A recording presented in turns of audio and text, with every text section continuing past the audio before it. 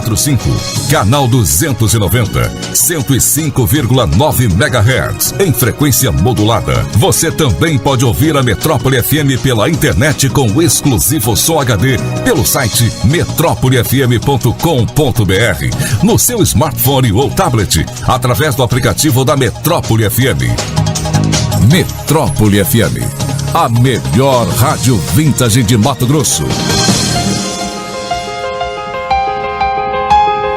Começa agora na Metrópole FM, o programa Fórum da Liberdade, construindo pontes para o futuro. Programa Fórum da Liberdade. Oferecimento: Praxis Gestão Tributária, potencializando resultados através de tributos.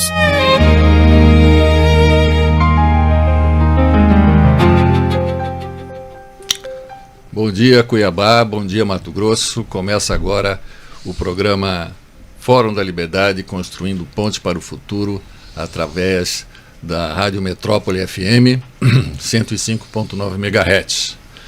É uma iniciativa do Instituto Liberdade Mato Grosso, que tem a missão de promover a reflexão mais abrangente possível sobre liberdade. Para quem nos acompanha pela rádio ou pelo metrópolefm.com.br ou por nossas redes sociais e plataformas de streaming, o meu muito obrigado pela audiência. Esse programa tem a direção geral de Vanderlei Munhoz, direção de programação de André Ribeiro, operação de vídeo com a Raniele Nunes, operação de áudio com Aguinaldo Ramos, direção executiva de Sandra Galvão e Marcelo Portocarrero e produção geral de Paulo Andrade. Hoje eu faço a apresentação do programa, Marcelo Portocarrero, e sigo aqui com vocês, ouvintes, discutindo o tema liberdade em todas as suas dimensões.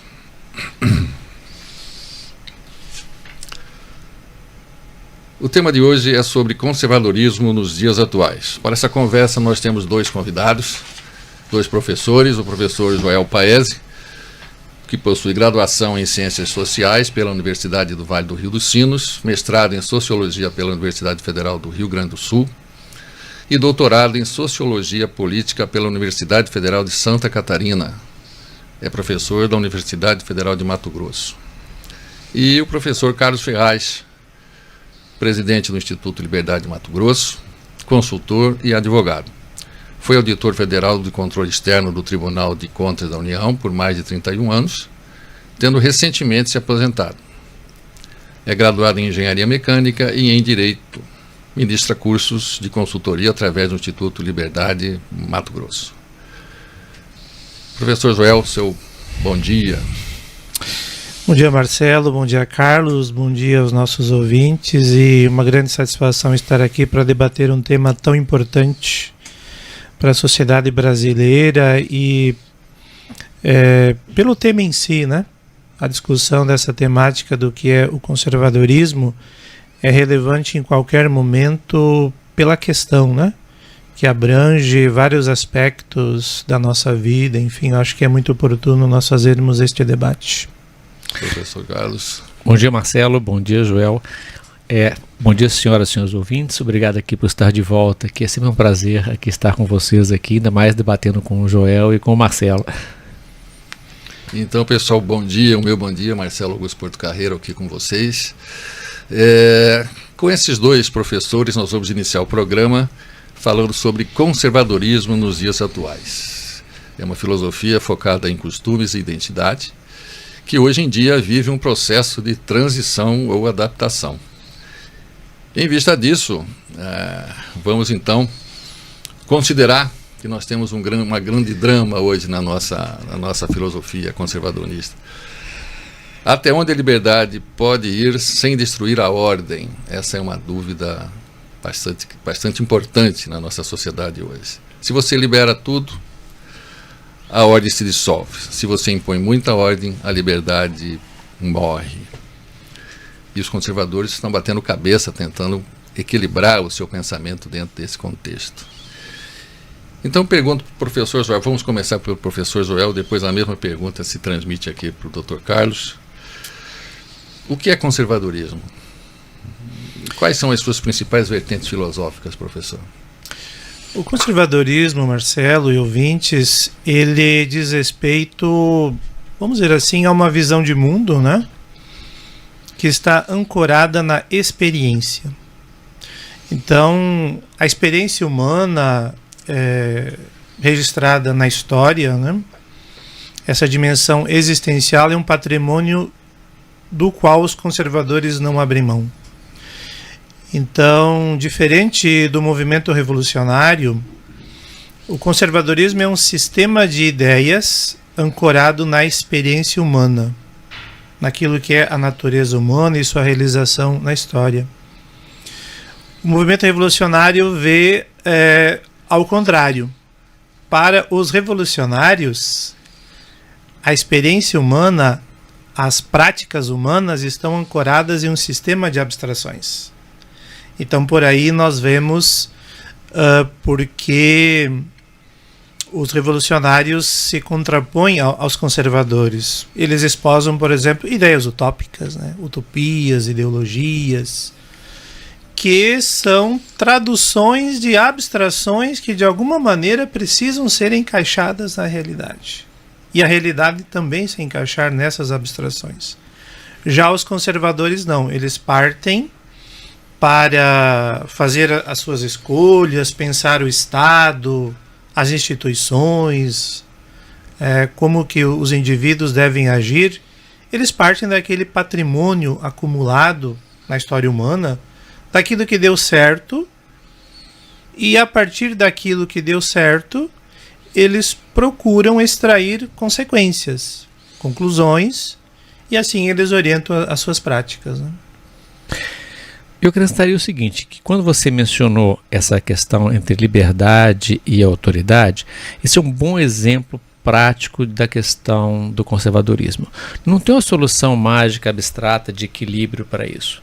O que existe é o seguinte, olha, isso é aquilo que nós herdamos e existem passos por si, ações concretas que nós podemos dar, considerando a realidade do mundo, que a gente pode dar numa direção ou na outra. Então a gente vai resolvendo as questões a partir de ações concretas. Não é assim abstratamente a solução de equilíbrio entre liberdade e autoridade é essa. Não, não é isso. É assim, dado que nós temos hoje no Brasil, que espaço nós podemos dar para a população ter mais liberdade ou a necessidade de mais autoridade? Essa é a questão que tem que ser resolvida concretamente no nosso dia hoje. E considerando aquilo que a gente aprendeu já, né? Que tem um monte de coisa que a gente já devia ter aprendido, né?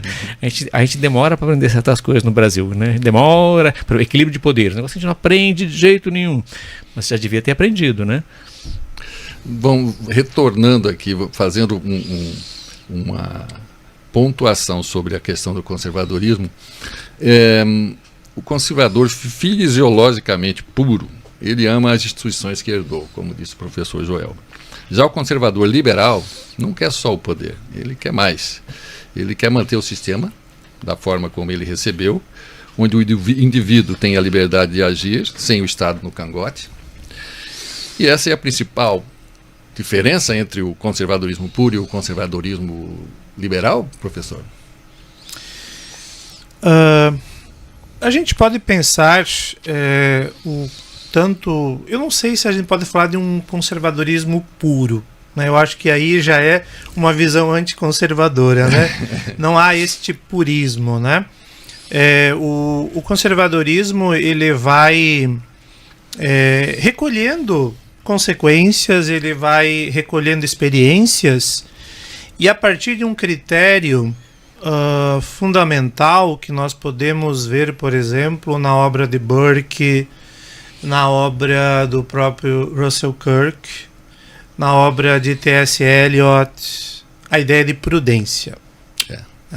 Então, o comportamento do conservador, as escolhas do conservador, do político conservador, do indivíduo que tem uma visão de mundo conservadora, né, é uma escolha sempre prudencial. E sim, eu acho que o conservadorismo ele vai recolher experiências também do liberalismo, né? E uma experiência que os conservadores recolhem do liberalismo é essa visão mais cautelosa em relação ao Estado, né?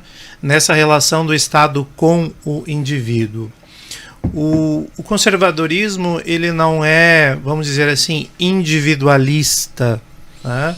Mas ele também não é estatista. Então, a crítica liberal ao tamanho do Estado, à influência do Estado, ao poder excessivo do Estado na vida das pessoas, né? O entendimento, por exemplo, de que, embora o capitalismo não seja um modo de organizar a produção de bens perfeito, ele tem as suas virtudes, né? E talvez ele seja preferível pela experiência em relação a outras experiências, né? Que nós tivemos no campo da economia, por exemplo, né?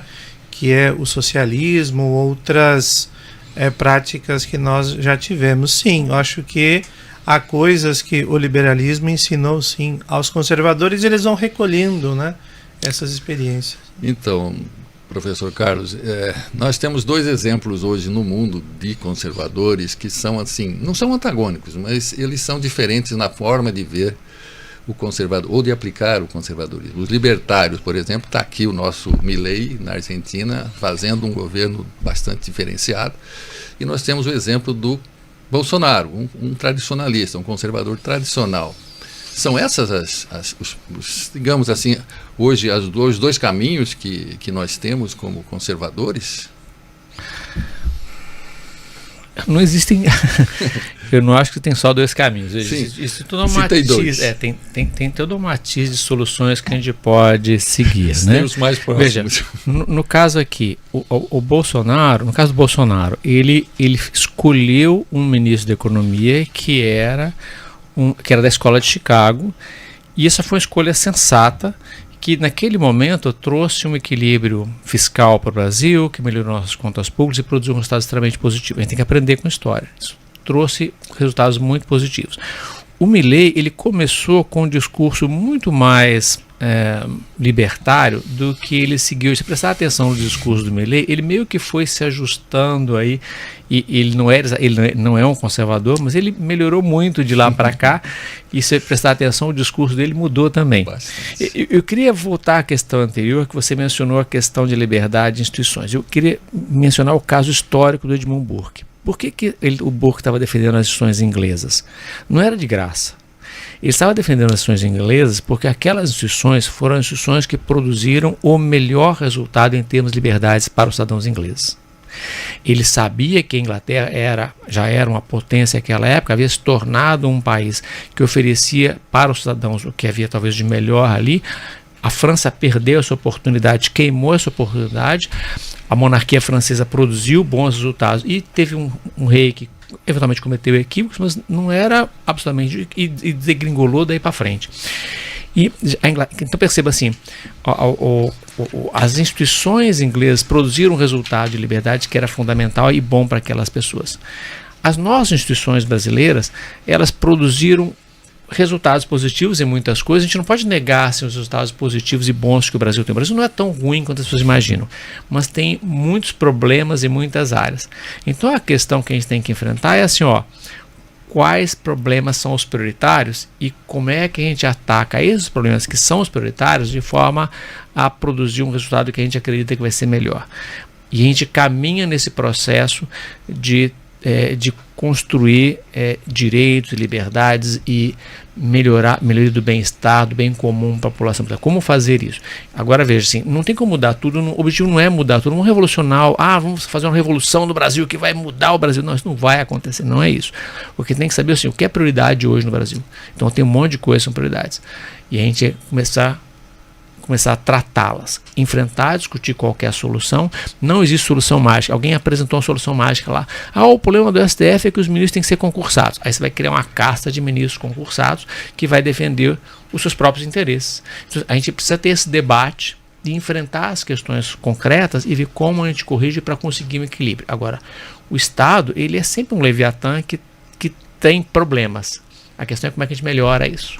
Então, nós temos hoje um governo socialista que, através dos seus atos revolucionários ou não, eles estão no poder, voltaram ao poder, e essa luta para tentar manter o poder, ele é, de alguma forma, pode ser entendido, já ouvi pessoas dizerem que entendem assim, como uma questão conservadora, ele quer conservar o poder e isso é válido? Você quer responder? É para o Joel ou para mim? Para vocês dois. É um tema bastante difícil hoje, esse ponto de vista bastante distorcido que a gente tem de algumas pessoas. Nós temos que entender que a política ela sempre foi, né, uma disputa por projetos, uma disputa por postos de poder. Então, essa tentativa de se conservar no poder é inerente à política. Então, não é filosófica, né? Mas não, isso aí vamos chamar assim, a praxis política, né?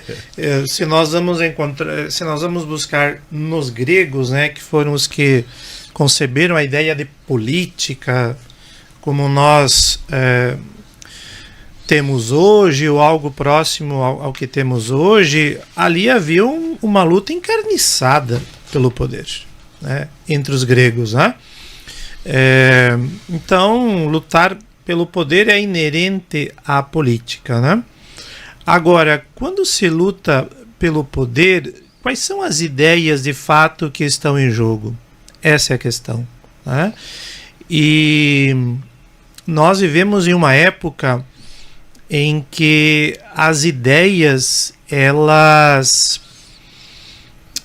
estão perdendo espaço para o sentimentalismo, estão perdendo espaço para a autopiedade, né? Nós estamos assistindo um declínio dos espaços públicos de debate, dos espaços públicos de discussão, em prol de visões mais centradas naquilo que nós entendemos como uma visão sentimental, né? Cada vez menos se pergunta o que o indivíduo pensa e cada vez mais o que ele sente, né? Eu vou interromper, professor, porque nós já estamos no nosso primeiro intervalo. Essa resposta, a continuidade dela com o Carlos vem para o segundo bloco, que nós vamos começar daqui a pouco. Então, vamos às nossas vinhetas.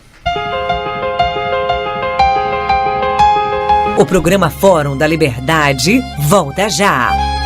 Programa Fórum da Liberdade. Oferecimento. Praxis Gestão Tributária. Potencializando resultados através de tributos.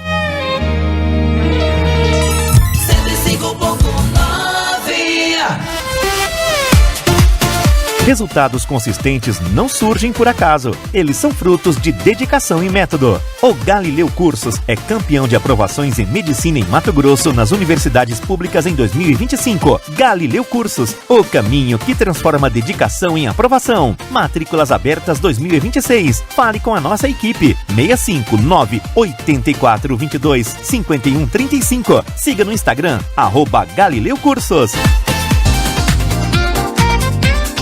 A melhor faculdade de Direito de Cuiabá e região agora tem novo nome: FDC, Faculdade de Direito de Cuiabá.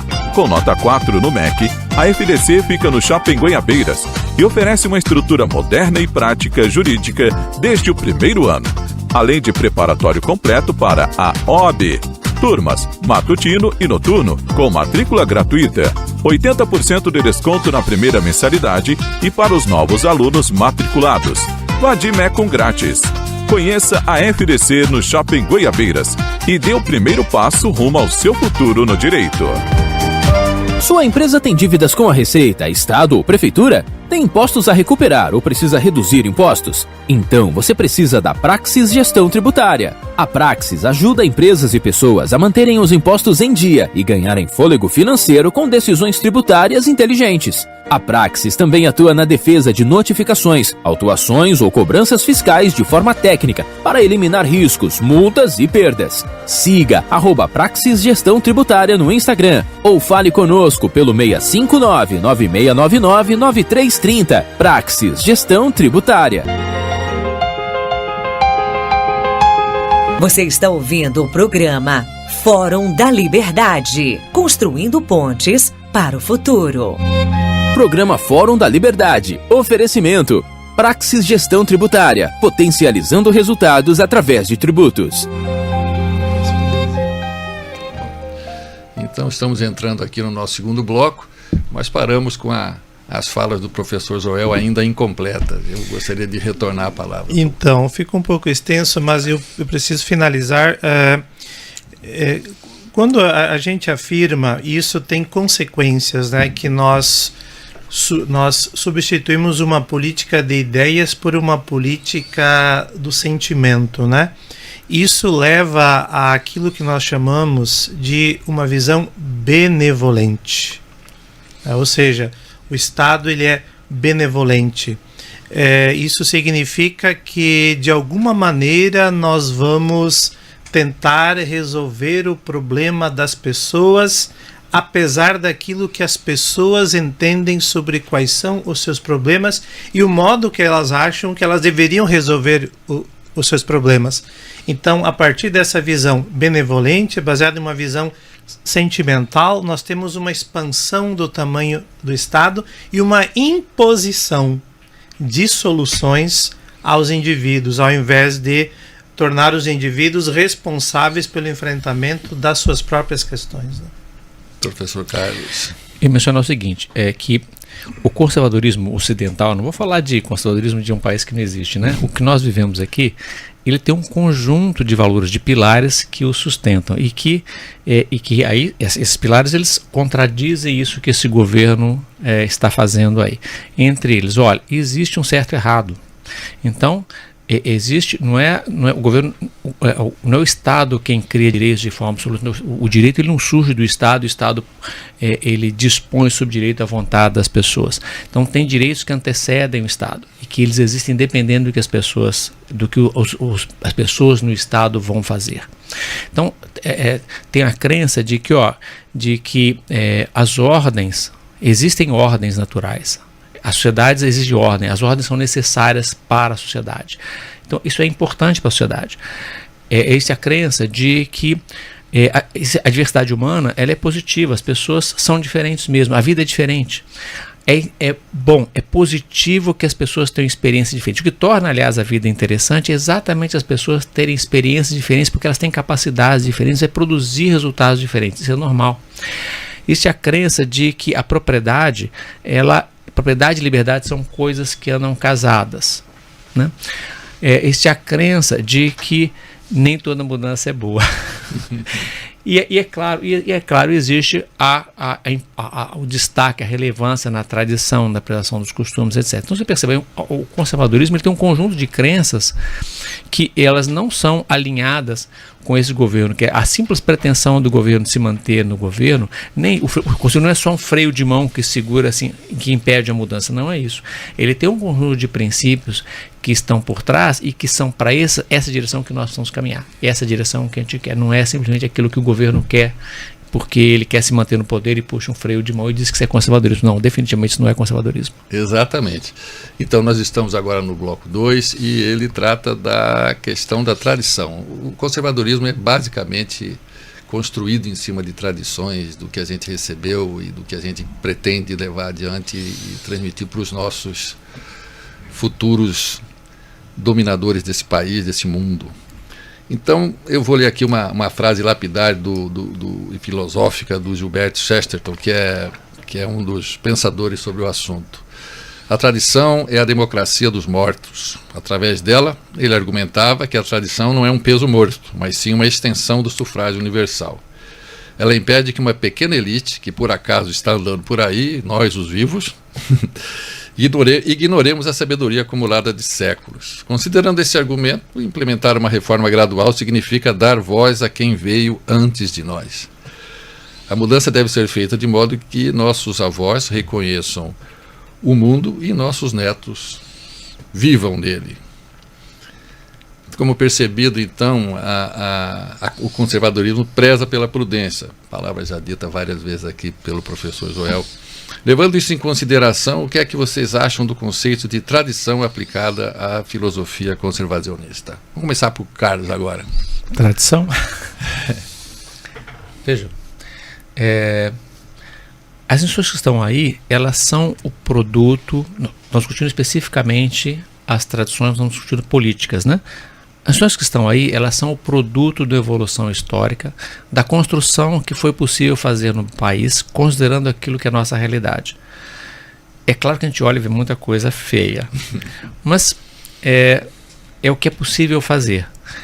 Então, assim, a preservação de elementos das tradições, a gente perceber aquilo que é bom ou ruim. Veja, mudar uma tradição depende de você enxergar aquilo que é bom ou ruim e, com serenidade, com prudência, fazer uma mudança.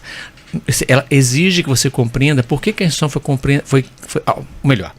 O Chesterton tem uma história que é conhecidíssima, que é a da cerca de Chesterton, né? Que é assim, ó, a história é mais ou menos assim. Você está caminhando num campo, aí você vê uma cerca. O campo é maravilhoso, a paisagem é linda. Aí tem uma cerca que é horrorosa. Aí você olha para aquela cerca e fala assim, vamos derrubar essa cerca. Mas, e essa é a típica mentalidade de um cara que é um progressista, né? Mas um cara que é conservador, ele pensa assim, por que a instituição é assim? Como é que isso foi criado? Ela se mantém até hoje, ela se justifica até hoje. Antes de você ser capaz de responder isso, você não tem como sair chutando, derrubando muro e derrubando cercas, né? Essa é a questão da tradição e das nossas instituições que nós temos aí. Elas foram criadas dentro da estrutura porque a gente pode até não gostar de muita coisa, mas elas têm uma razão de existir. Então, a mudança das instituições demanda que a gente faça a reflexão, olha, o que de fato é o problema? Quando a ação foi criada dessa forma, por que isso aconteceu? Foi um erro conceitual lá atrás ou essa instituição ela já não se aplica, hoje a gente precisa mudar? E aí mudar com cautela. Mudar com cautela é assim, olha, dá para fazer mudanças graduais em que a gente vai corrigindo as coisas com pequenas mudanças de forma que a sociedade possa absorver aquilo, porque rupturas institucionais, elas provocam mais dor do que as pessoas imaginam. É isso. É isso. Professor Joel, alguma consideração? A palavra tradição, ela é uma palavra que tem origem no latim, significa aquilo que foi herdado, né? Que foi dado, né? A nós. Como o Carlos disse, se a cerca está ali, tem algum motivo dela estar ali, né? Então, nós temos que fazer essa pergunta. Por que isso que está aí está posto, né? E uma das possíveis modos de entender isso é o fato de que para os conservadores as realidades herdadas elas foram descobertas, elas não foram produto de uma criação baseada em abstrações. Não, as instituições humanas elas foram um processo de descoberta. Elas nos chegaram não por uma invenção abstrata, mas por uma descoberta da experiência, daquilo que emergiu da experiência. Então, por isso que o conservador ele é muito prudente. Se algo nos está dado, é porque isso foi preservado. Se isso foi preservado, tem alguma razão de ser. Vamos entender por que os indivíduos eles preservaram isso, né? E quando nós analisarmos a história, nós veremos que as principais instituições humanas não são produto de invenções aleatórias, mas elas são produtos de conquistas civilizatórias que foram emergindo da experiência. Por exemplo, quem que inventou a família? Não há como responder essa pergunta, né? Quem que inventou o mercado? Não há como responder essa pergunta. O mercado, a família. Quem que inventou a liberdade? Não, ninguém inventou a liberdade. A liberdade foi uma descoberta humana. A família foi uma descoberta humana. O mercado foi uma descoberta humana. Não foi produto de um planejamento racional. E aqui eu me refiro ao Oakeshott, né? Não foi produto de um plano, né? Concebido por pessoas reunidas em um escritório com o objetivo de encontrar essa solução. Não. Essas instituições foram sendo descobertas pela experiência humana, foram emergindo e a partir delas foram sendo legadas, né? E aí formamos uma tradição. E foram frutos de um processo, em grande parte, de negociação, da interação entre pessoas. As pessoas interagiram e foram encontrando o caminho, foram discutindo e debatendo e encontrando o caminho. E aí a gente retorna àquele problema que a gente estava discutindo antes aqui de começar o programa, que é, onde é o espaço de debate aqui no Brasil? Como é que a gente vai melhorar as instituições se não existe espaço de debate em que a gente possa abertamente dizer, olha, isso aqui não funciona, e as pessoas debaterem, ou não está funcionando como a gente imaginava, e para onde que a gente tem que ir, e de forma que a gente possa enxergar os pontos de vista a favor e contra as mudanças que estão sendo propostas, porque é muito fácil você imaginar uma solução mágica. O que acontece no Brasil a toda hora, tem sempre alguém com a solução mágica. Imagina a solução mágica, mas sem compreender a complexidade da sociedade brasileira, a sociedade, aquilo que está acontecendo, das relações sociais reais. Essa é uma ideia que frutificou no ambiente em que nós vivemos hoje, aqui no Instituto Liberdade, que é o patrocinador desse programa, exatamente para ser um fórum, para ser um local onde essas ideias conservacionistas que hoje estão fora de qualquer discussão política, praticamente, se você vê qualquer mídia hoje, raramente você vê as pessoas discutirem esse tema. Discutem os outros. E as pessoas que falam deles são caladas em alguns momentos, quando começam a se expressar, e esse reflexo é muito ruim na nossa economia, na nossa sociedade de uma forma geral. Fala, e aí perceba, você não tem, o Joel mencionou, né, não tem o debate na universidade, mas não tem o debate também no parlamento. Se olha para o parlamento hoje, fica lá, assim, você tem dois grupos ideológicos de oposição, que eles adotaram ideologias diferentes, mas ficam ali se brigando e se bicando, mas pega uma discussão sobre uma política pública de verdade. Se existe, não existe, é só assim, refrão e jargão. É só isso que eles fazem, não tem assim... Nessa nossa conversa de bastidor aqui, vamos usar uma palavra que eu não gosto, mas está na moda, né? Eu fiz uma colocação também sobre a questão os nossos políticos hoje, eles estão pensando na próxima eleição. E já nos faz falta, dentro desse contexto político, o estadista, que não pensa na eleição, ele pensa na futura geração, ele está pensando no que vem, no que vai e no como fazer para que o mundo fique melhor. Professor Joel. Eu acho que a gente volta à questão que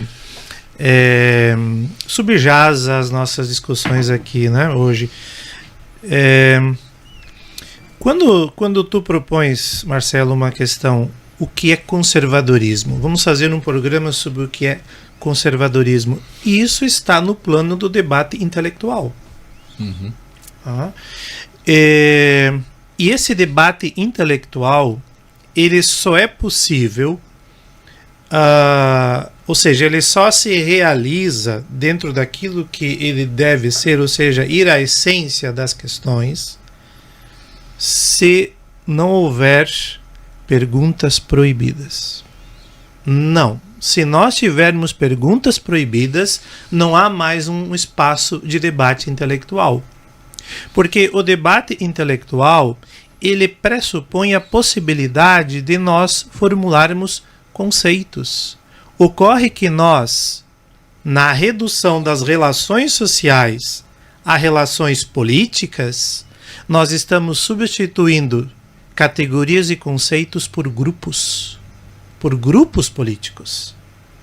Então, nós deixamos de problematizar as questões e aí nós não conseguimos nem formar uma elite intelectual, porque esse debate intelectual, ele não é um processo espontâneo, ele precisa ser organizado e precisa ser conduzido, precisa ser liderado, e isso é liderado por uma elite intelectual. Essa elite intelectual propõe as questões sem proibição de perguntas e a partir daí vai emergir uma elite política, ou seja, aquela que vai implementar essas ideias que passaram por um debate. E no caso, né, de uma elite intelectual conservadora, ela vai sempre orientar essa elite política que tenha a experiência como um balizador. O Carlos fez um comentário agorinha onde ele usou a palavra freio. esse momento que nós estamos vivendo, da falta desse espaço, ele foi imposto? Colocaram na gente, no conservadorismo, um freio? Eu acho que no conservadorismo sim, mas a verdade é que, por exemplo, os liberais eles abarcaram isso aí com satisfação. Então o que aconteceu no jogo político brasileiro, a esquerda pôs as regras do jogo e a direita jogou o jogo da esquerda. Então assim, as pessoas acharam ótimo esse jogo que está aí. Um jogo em que você não tem veja, o que aconteceu? Nós transformamos em tribos, nós voltamos à pré-história, em que a gente não tem mais... um dos pressupostos do diálogo é as pessoas estão dialogando, objetivando encontrar a verdade, encontrar a melhor solução, encontrar uma solução de compromisso. Mas não é nada disso que tem hoje. Todo jogo virou um jogo de poder, em que é assim, você tem um grupo de um lado e você tem um grupo do outro lado, e o grupo da direita, que acha que tem mais razão do que o da esquerda, aliás, tem mesmo, mas ele também não se deu ao trabalho mais, ele não se dá mais ao trabalho de debater ideias. O que ele fez? Ele também entrou no jogo. Então, o que é a direita hoje no Brasil? Porque a direita se perdeu. A esquerda impôs o jogo e a direita se perdeu. Se tornou incapaz de um debate sobre soluções para os problemas reais. E na hora que a direita se perdeu, aí você fala assim, olha, ela é o que hoje? Para a grande maioria das pessoas, e você vê hoje que assim, hoje mais de 50% da população brasileira não quer participar do debate político. E não quer por quê? Porque ela olha para os dois grupos e ela não vê debate de verdade. O que ela vê é um grupo de um lado agindo de um jeito, que é a esquerda como começou, e hoje uma parte da direita fazendo a mesma coisa. Então, onde é que nós vamos construir o espaço de debate que permite encontrar soluções corretas? O problema é que também tem que encontrar político que tem interesse nisso, porque para os políticos está conveniente como está. Está extremamente assim, esse é um jogo, nós estamos vendo um jogo que é um jogo ruim, porque assim, ele é estável sendo ruim, porque para quem está no poder, como está bom.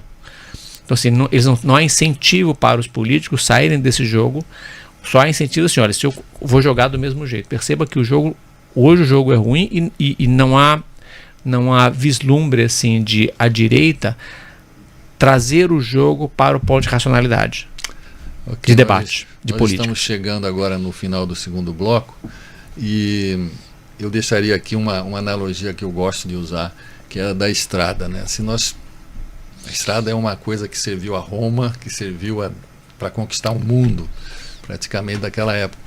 E uma estrada sem sinalização de velocidade, de onde ir, de problemas que você pode ter na frente, ela é uma estrada ruim e pode causar muito acidente. Uma estrada bem sinalizada, você vai em frente, você alcança os seus objetivos. Então nós vamos terminar esse bloco aqui, pedindo que nossos ouvintes acompanhem agora o boletim da Praxis, Gestão Tributária, nosso patrocinador. Ouça agora Dica da Praxis, a gestão tributária em 1 minuto. No Minuto Tributário de hoje eu trago um alerta para o empresário que foi excluído do Simples Nacional e ficou fora do regime em 2026. Presta atenção nisso. Se isso aconteceu com a sua empresa, o efeito costuma ser imediato. Aumento considerável da carga tributária, maior complexidade no cumprimento das obrigações principais e acessórias, mais burocracia na sua contabilidade e pressão direta no caixa da empresa. E aqui está o ponto principal. Você não pode esperar até janeiro de 2027 para tomar uma decisão. A gestão do passivo tributário ela deve começar agora e eu vou te passar 3 movimentos que são estratégicos para colocar tudo em dia. Primeiro deles, fazer um diagnóstico completo das pendências que motivaram a exclusão da sua empresa do Simples Nacional ou que impediram sua adesão ao regime simplificado em 2026. De todos os débitos federais, débitos estaduais e débitos municipais. Segundo, definir estratégia para cada débito, separando o que é passível de negociação do que pode ser questionado no âmbito administrativo ou judicial. Terceiro ponto, acompanhar os editais de renegociação que devem surgir ao longo do ano. Nas prefeituras, aqui no estado de Mato Grosso, no âmbito da Cefaz ou da PGE, e também na Receita Federal ou da Procuradoria-Geral da Fazenda Nacional. Por quê? Esses editais normalmente trazem condições melhores do que parcelamentos ordinários que o empresário já está acostumado, onde ele só vai conseguir um parcelamento de até 60 meses. Lembre-se, Quem se organiza mais cedo, negocia melhor, preserva o caixa e evita decisões apressadas. E regularizar passivo tributário não é só voltar para o Simples Nacional, é resolver o problema fiscal da sua empresa, recuperar sua margem de lucro, previsibilidade e competitividade no mercado. Eu sou Gustavo Leite, da Praxis Gestão Tributária, e na próxima semana trago mais uma dica para você, empresário, proteger os resultados da sua empresa. Você acabou de ouvir Dica da Praxis. A gestão tributária em 1 minuto. Siga @Praxis Gestão Tributária. Sua empresa tem dívidas com a Receita, Estado ou Prefeitura? Tem impostos a recuperar ou precisa reduzir impostos? Então você precisa da Praxis Gestão Tributária. A Praxis ajuda empresas e pessoas a manterem os impostos em dia e ganharem fôlego financeiro com decisões tributárias inteligentes. A Praxis também atua na defesa de notificações, autuações ou cobranças fiscais de forma técnica para eliminar riscos, multas e perdas. Siga @Praxis Gestão Tributária no Instagram ou fale conosco pelo 659-9699-9330. Praxis Gestão Tributária. O programa Fórum da Liberdade volta já. Programa Fórum da Liberdade. Oferecimento: Praxis Gestão Tributária, potencializando resultados através de tributos.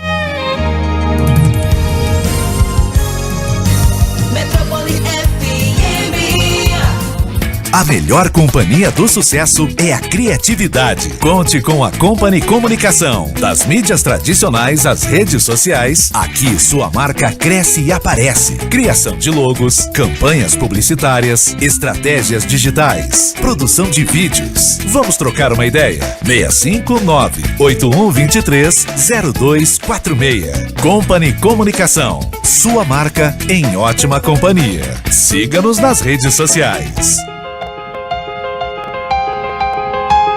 Você está ouvindo o programa Fórum da Liberdade, construindo pontes para o futuro. Programa Fórum da Liberdade. Oferecimento: Praxis Gestão Tributária, potencializando resultados através de tributos. Estamos de volta com o programa Fórum da Liberdade. Nesse terceiro bloco, nós vamos falar sobre a evolução gradual do conservadorismo, ou a sua reforma, para alguns. E vou fazer algumas considerações aqui para nós começarmos esse terceiro bloco. Para implementar uma reforma gradual, sem chutar o balde da tradição, o segredo não está na velocidade, mas no método.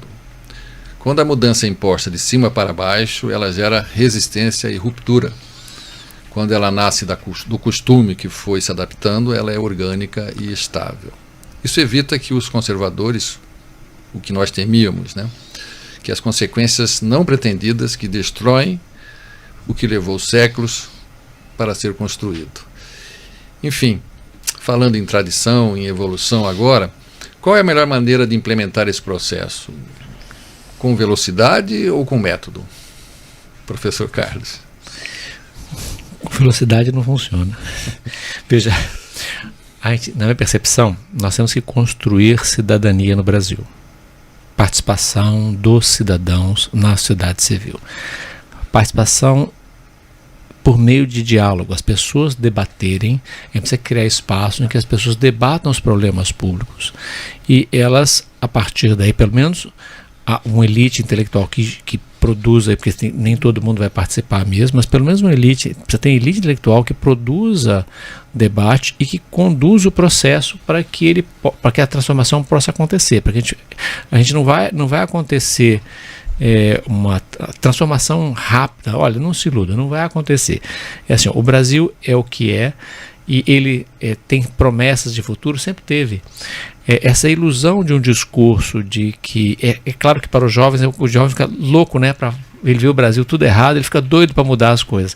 Mas não é assim que a gente vai conseguir mudar o país. A gente vai mudar o país com persistência, caminhando lentamente, debatendo os problemas e fazendo lentamente, o cidadão passa fazendo as mudanças que tem que fazer. Para isso, o Instituto é um instrumento para isso, é um espaço de debate. Esse programa é um espaço de debate. A gente quer fazer um programa, reuniões mensais para debater política. Esse é um espaço de debate. A gente quer fazer um encontro anual para debater grandes temas. Esse é um espaço de debate.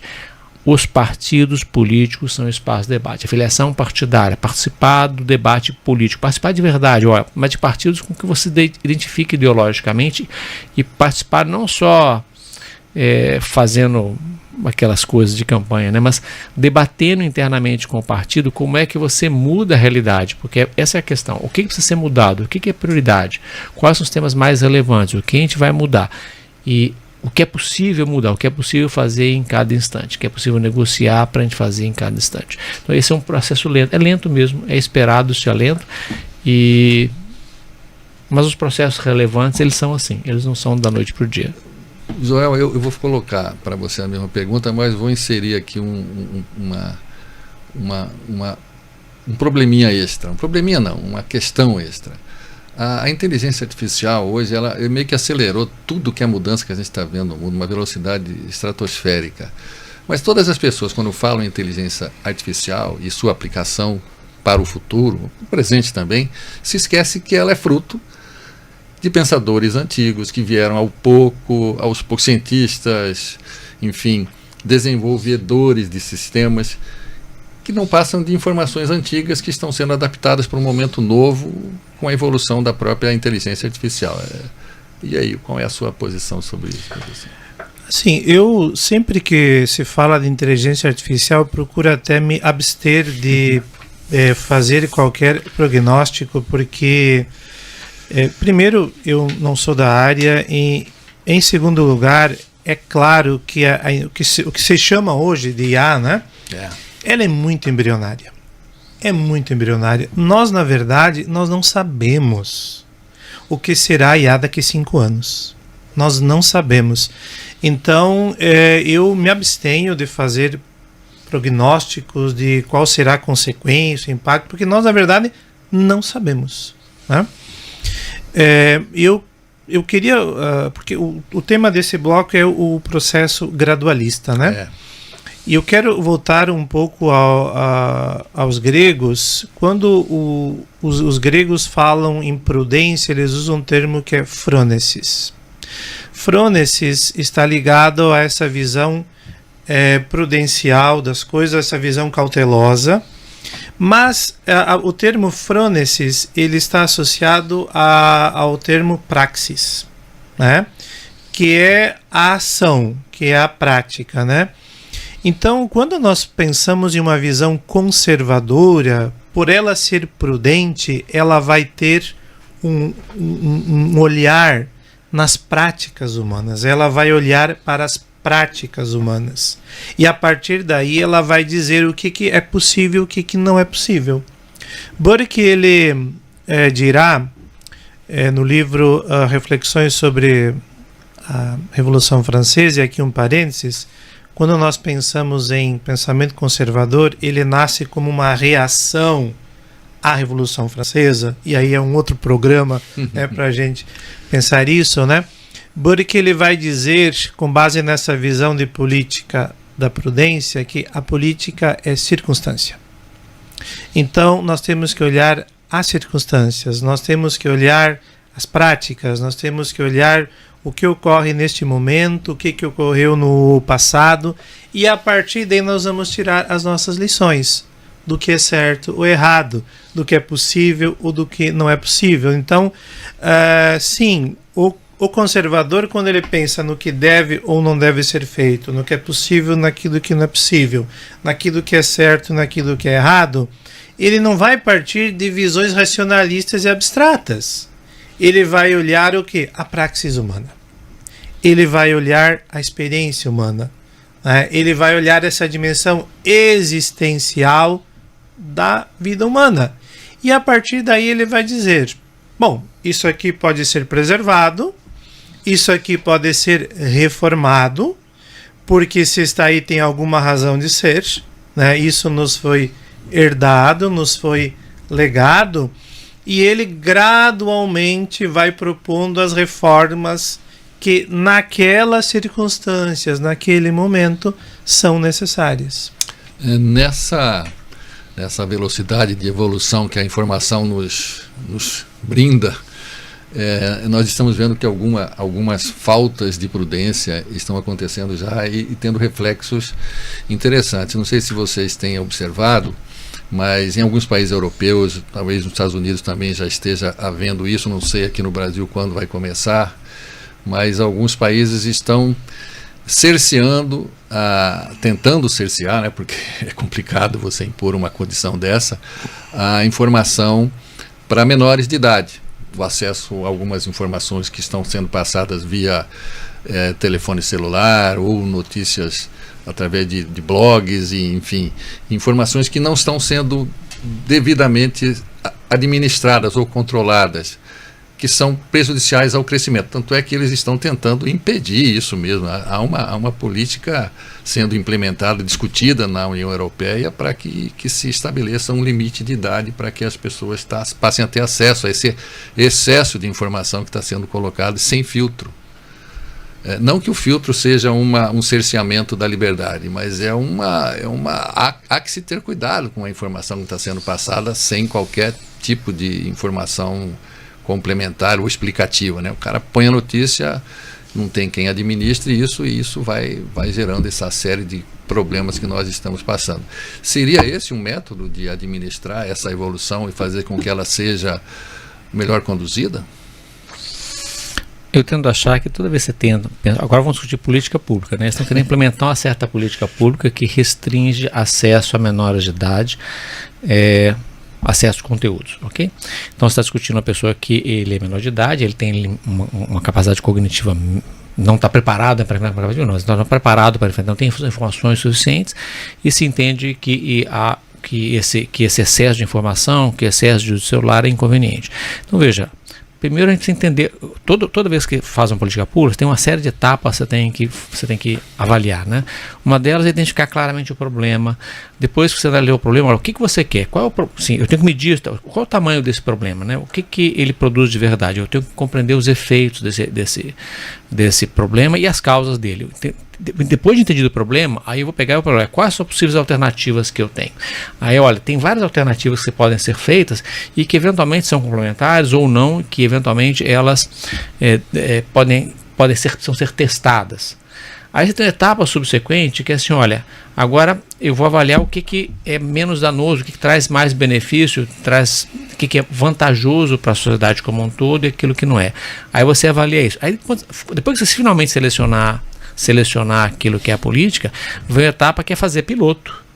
Então, assim, ó, a gente não sai implantando, porque alguém teve uma ideia e fala, não, aí eu vou fazer um piloto, vamos testar essas ideias que foram discutidas, foram avaliadas, foram consideradas, conversou com o especialista, conversou com a sociedade, agora muito bem, agora nós vamos pegar e vamos discutir o seguinte, olha, que experiência que nós temos disso, né, o que se produziu, e agora muito bem, agora nós vamos fazer uma avaliação que é assim, ó, vamos experimentar, vamos fazer um piloto.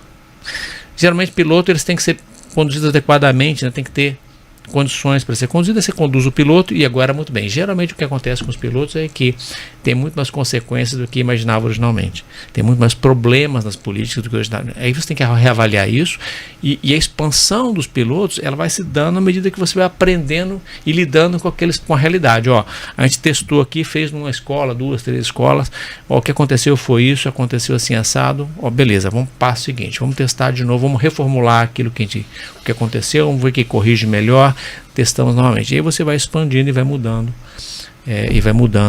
Vai reformulando e consertando a sua política até que ela tenha condição de ser implementada. Então essa é uma lógica típica de formulação de políticas públicas. Ou seja, que é uma lógica bem conservadora, né? Prudência é a prudência, palavra. Israel, e o que você acha?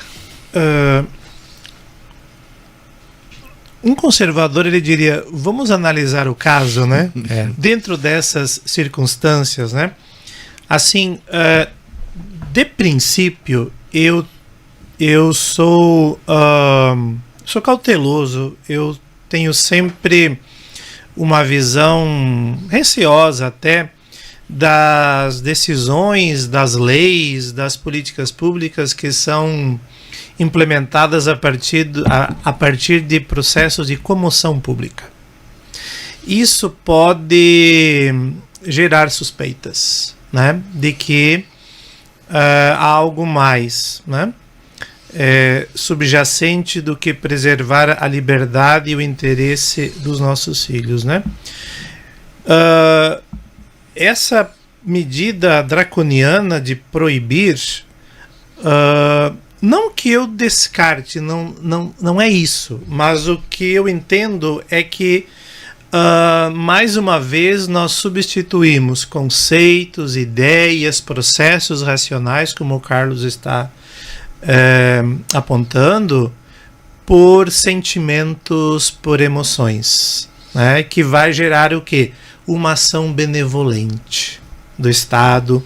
Eu pergunto, Marcelo, Carlos e aos nossos ouvintes, qual foi o debate acadêmico e intelectual que lastreou no Congresso Nacional algumas leis que foram votadas, aprovadas e que o presidente da República, que está imediatamente sancionou?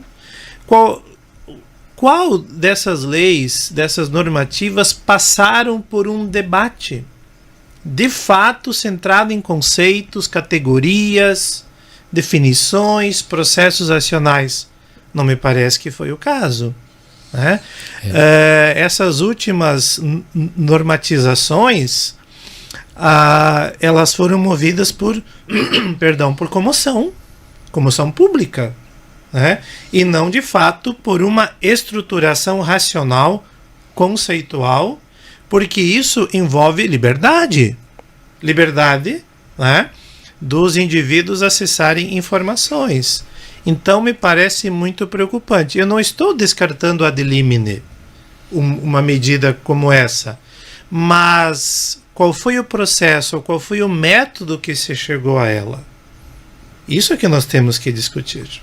Eu diria, Carlos, só um minutinho. Mais do que propor uma resposta, mas eu estou propondo uma pergunta. É uma pergunta. Eu vi isso, tenho lido sobre isso e assistido na internet essas informações que eu acabei de fazer. Essa pergunta foi baseada no que eu tenho visto, assistido, né, e lido.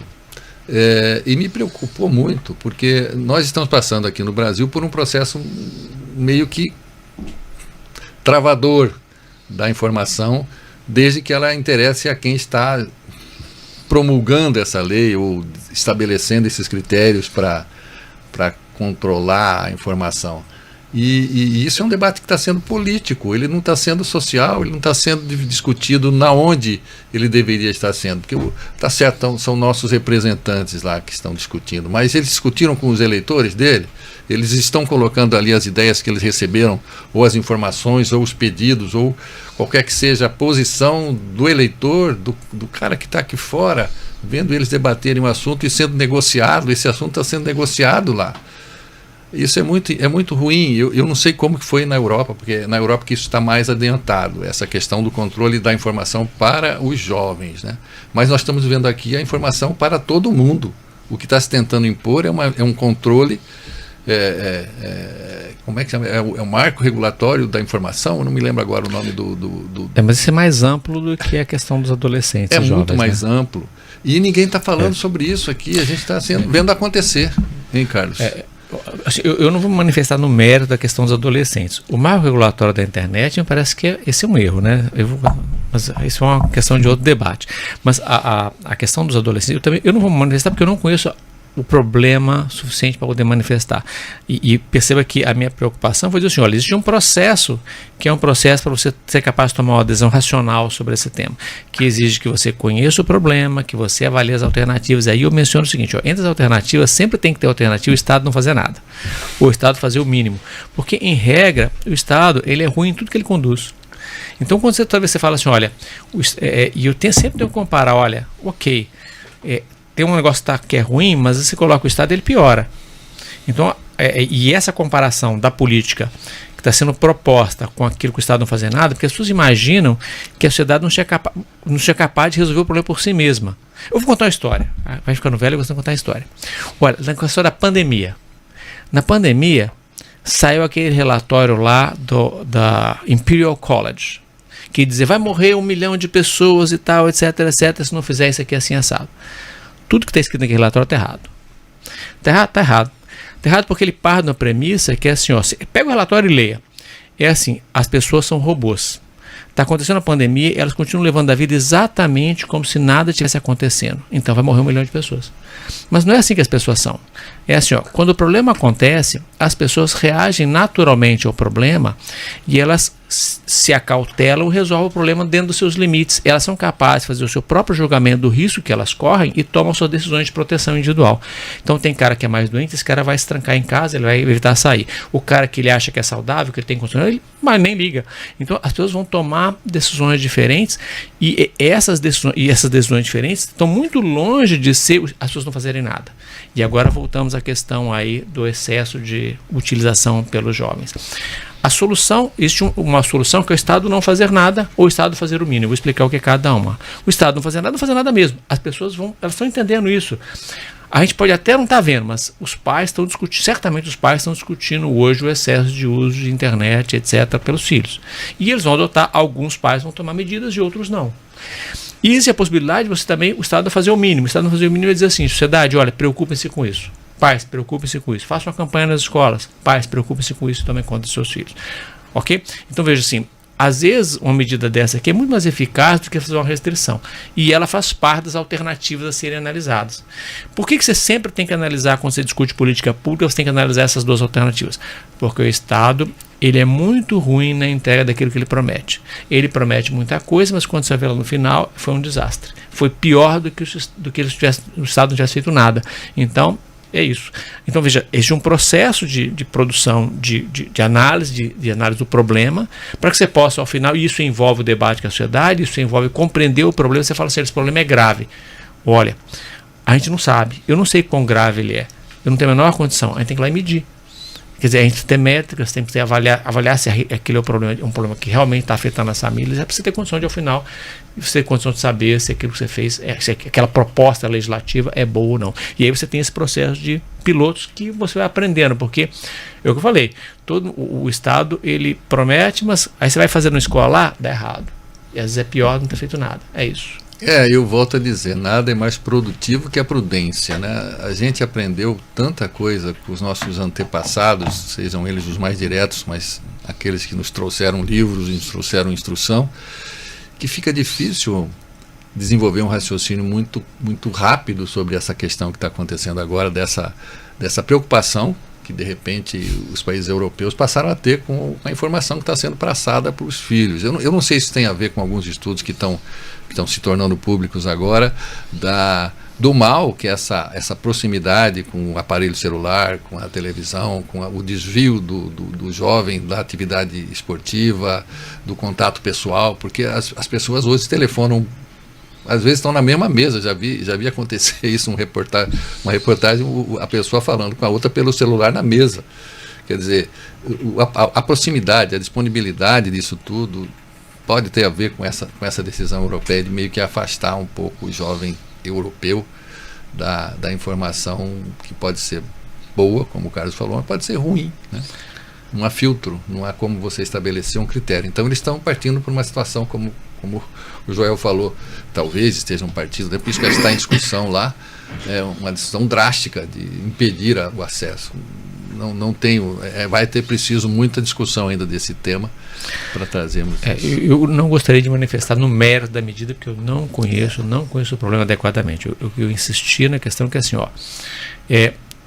a formulação de políticas públicas, antigamente no passado, era muito igual a isso aqui no Brasil, que é uma bagunça.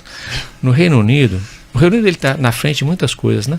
Já ele produziu um manual de formulação de políticas públicas que diz como é que deve ser formulada adequadamente a política pública, que discute essas etapas que eu mencionei. E se prestar atenção, tem incorporado nesse manual um conjunto de princípios, são princípios conservadores, princípio da prudência. Por exemplo, preferência pela liberdade, pela não intervenção estatal. Então, por exemplo, quem faz uma política, quem propõe uma política, ele é que tem que ter dever de demonstrar que aquela política é melhor que o resultado. Viés do otimismo. A gente já sabe que os políticos mentem, que os servidores públicos mentem igualmente e que eles distorcem os dados a favor da intervenção. Então você tem um fator de desconto ali que você fala, olha, o benefício aqui é muito menor do que eles prometem.